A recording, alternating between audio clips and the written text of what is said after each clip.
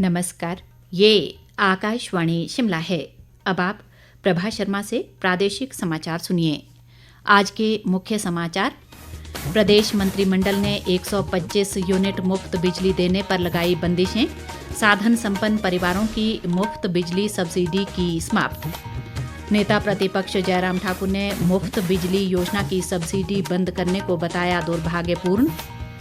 प्रदेश के 3 विधानसभा क्षेत्रों देहरा, हमीरपुर और नालागढ़ में हुए उपचुनाव की मतगणना कल सुबह 8 बजे शुरू होगी वोटों की गिनती। और केंद्र सरकार ने हर साल 25 जून को संविधान हत्या दिवस के रूप में मनाने का लिया फैसला, अधिसूचना जारी। अब समाचार विस्तार से। प्रदेश मंत्रिमंडल ने 125 यूनिट फ्री बिजली देने पर कुछ बंदिशें लगा दी हैं। मुख्यमंत्री सुखविंदर सिंह सुक्खू की अध्यक्षता में आज शिमला में हुई प्रदेश मंत्रिमंडल की बैठक में घरेलू उपभोक्ताओं के लिए शून्य बिजली बिल के प्रावधान को तर्कसंगत बनाने के उद्देश्य से सब्सिडी को एक परिवार 1 मीटर तक सीमित करने और बिजली कनेक्शन को राशन कार्ड से जोड़ने को मंजूरी दी गई। मंत्रिमंडल ने मुख्यमंत्री, पूर्व मुख्यमंत्रियों, विधानसभा अध्यक्ष, उपाध्यक्ष, मंत्रियों, पूर्व मंत्रियों, सांसदों, पूर्व सांसदों, विधायकों, पूर्व विधायकों, बोर्ड के अध्यक्षों, सलाहकारों, ओएसडी, आईएएस, आईपीएस व एचएएस अधिकारियों के अलावा वन व न्यायिक अधिकारियों सहित निगमों व बोर्डों के सभी प्रथम और द्वितीय श्रेणियों के कर्मचारियों, सभी श्रेणी ए व बी के ठेकेदारों सहित सभी आयकर दाताओं के लिए मुफ्त बिजली सब्सिडी समाप्त करने का निर्णय लिया है। बैठक में कांगड़ा हवाई अड्डे के विस्तार के कारण प्रभावित परिवारों को भूमि अधिग्रहण और मुआवजा प्रदान करने को मंजूरी प्रदान की गई। इसके अतिरिक्त जिला ऊना के हरोली विधानसभा क्षेत्र में बल्क ड्रग पार्क के निर्माण के लिए पूंजीगत लागत का प्रदेश का हिस्सा प्रदान करने का भी निर्णय लिया गया। बैठक में मंत्रिमंडलीय उपसमिति के सिफारिशों को स्वीकार करते हुए जूनियर ऑफिस असिस्टेंट के पोस्ट कोड 903 और 939 के लंबित परिणामों को घोषित करने का निर्णय लिया गया। बैठक में विभिन्न विभागों में अलग अलग श्रेणियों के पद भरने व सृजित करने का भी निर्णय लिया गया। नेता प्रतिपक्ष जयराम ठाकुर ने राज्य सरकार द्वारा मुफ्त बिजली योजना की सब्सिडी बंद करने की कड़ी निंदा की है। शिमला से जारी एक बयान में उन्होंने कहा कि कांग्रेस इसी तरह की तानाशाही के लिए जाना जाती है। जयराम ठाकुर ने कहा कि प्रदेश के लोगों को मुफ्त मिल रही बिजली को सुक्खू सरकार ने छीन लिया है और जनता के साथ की गई ये तानाशाही दुर्भाग्यपूर्ण है। नेता प्रतिपक्ष ने कहा कि चुनाव के समय जो पार्टी सरकार बनने पर 300 यूनिट फ्री बिजली देने का वायदा करके सत्ता में आई हो और वही सत्ता में आने पर लोगों को पहले से मिल रही 125 यूनिट की सब्सिडी को भी छीन ले, तो ये उनके साथ ये एक ठगी है। जयराम ठाकुर ने कहा कि झूठ बोलकर सत्ता में आना और झूठ बोलकर ही सत्ता चलाना कांग्रेस की फितरत है। उन्होंने कहा कि ओपीएस के मामले पर भी सुक्खू सरकार मूल ढांचे में बदलाव करके पेंशन के रूप में अंतिम वेतन का 50% से घटाकर 30% करने वाली है। नेता प्रतिपक्ष ने कहा कि भाजपा इस तानाशाही के खिलाफ सड़कों पर उतरकर जन आंदोलन करेगी। मुख्यमंत्री सुखविंदर सिंह सुक्खू ने कल देर रात शिमला के दीन दयाल उपाध्याय अस्पताल के समीप भूस्खलन प्रभावित क्षेत्र का निरीक्षण कर अधिकारियों को मुरम्मत कार्य शीघ्र करने के निर्देश दिए। उन्होंने कहा कि सर्कुलर रोड शिमला शहर की जीवन रेखा है और स्थानीय लोगों व पर्यटकों की सुविधा के लिए पर्याप्त पुलिस बल की तैनाती की जानी चाहिए। मुख्यमंत्री ने जिला प्रशासन को मानसून के दौरान आपदा की स्थिति से निपटने और आपातकालीन स्थिति में तत्परता से कार्य करने के निर्देश भी दिए। प्रदेश में होम स्टे और पर्यटन को प्रोत्साहित करने के लिए प्रस्तावित हिमाचल प्रदेश होम स्टे नियम 2024 का प्रस्ताव तैयार करने के उद्देश्य से गठित मंत्रिमंडलीय उपसमिति की बैठक आज शिमला में हुई।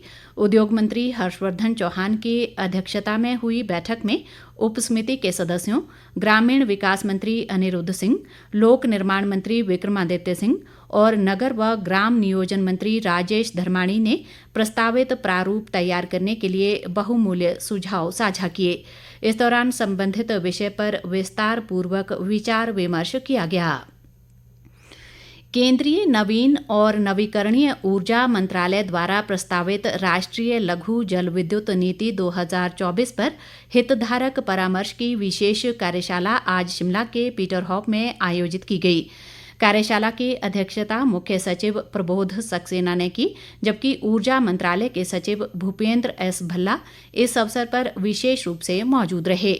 मुख्य सचिव ने कहा कि विद्युत उत्पादन के क्षेत्र में हिमाचल प्रदेश ने देश के अन्य राज्यों के लिए नए रास्ते दिखाए हैं और यहां पर सार्वजनिक निजी भागीदारी मॉडल के नए आयाम स्थापित किए गए हैं। प्रबोध सक्सेना ने कहा कि राज्य सरकार ऊर्जा पर कोई खर्च नहीं करती है, बल्कि इन हाइड्रो पावर प्रोजेक्टों से सरकार को आय प्राप्त हो रही है। प्रदेश के 3 विधानसभा क्षेत्रों देहरा, हमीरपुर और नालागढ़ में उपचुनाव के लिए 10 जुलाई को हुए मतों की गणना कल 13 जुलाई को होगी। इसके लिए राज्य निर्वाचन विभाग की ओर से सभी तैयारियां पूरी कर ली गई हैं। मतगणना सुबह 8 बजे से आरंभ होगी और मतगणना पूरी होने के तुरंत बाद चुनाव परिणाम घोषित कर दिए जाएंगे। सबसे पहले डाक मतपत्रों की गिनती की जाएगी।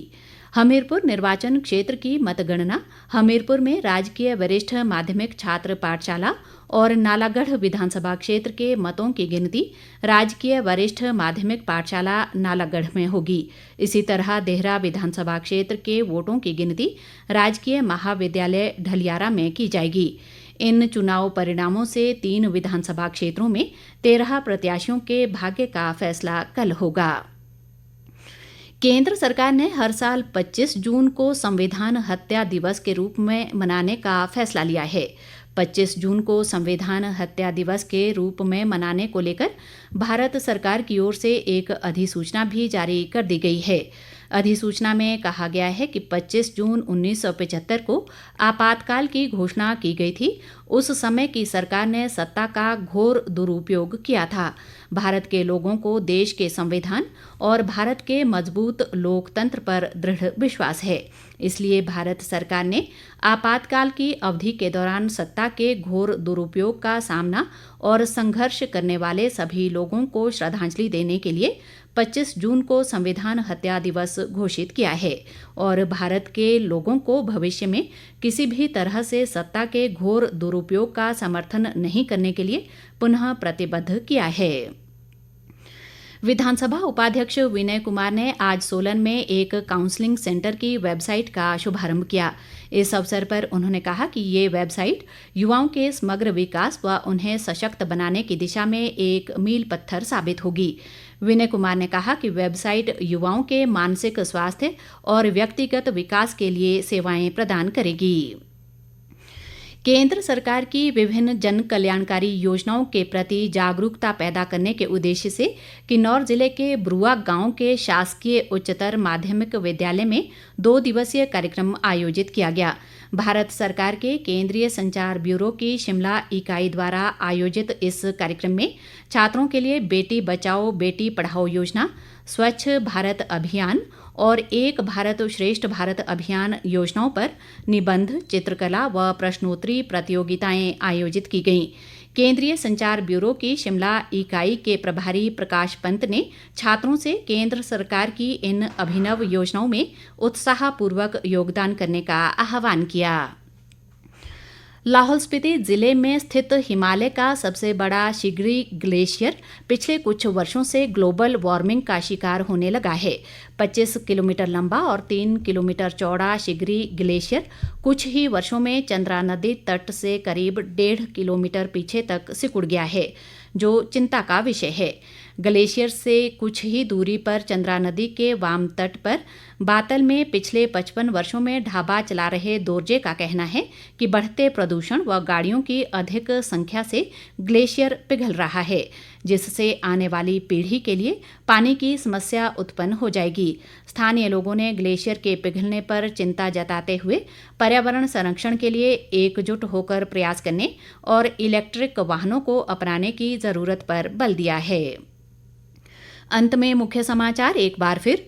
प्रदेश मंत्रिमंडल ने 125 यूनिट मुफ्त बिजली देने पर लगाई बंदिशें, साधन संपन्न परिवारों की मुफ्त बिजली सब्सिडी की समाप्त। नेता प्रतिपक्ष जयराम ठाकुर ने मुफ्त बिजली योजना की सब्सिडी बंद करने को बताया दुर्भाग्यपूर्ण। प्रदेश के 3 विधानसभा क्षेत्रों देहरा, हमीरपुर और नालागढ़ में हुए उपचुनाव की मतगणना कल सुबह 8 बजे शुरू होगी वोटों की गिनती। और केंद्र सरकार ने हर साल 25 जून को संविधान हत्या दिवस के रूप में मनाने का लिया फैसला, अधिसूचना जारी। इसी के साथ ये समाचार बुलेटिन समाप्त हुआ। नमस्कार।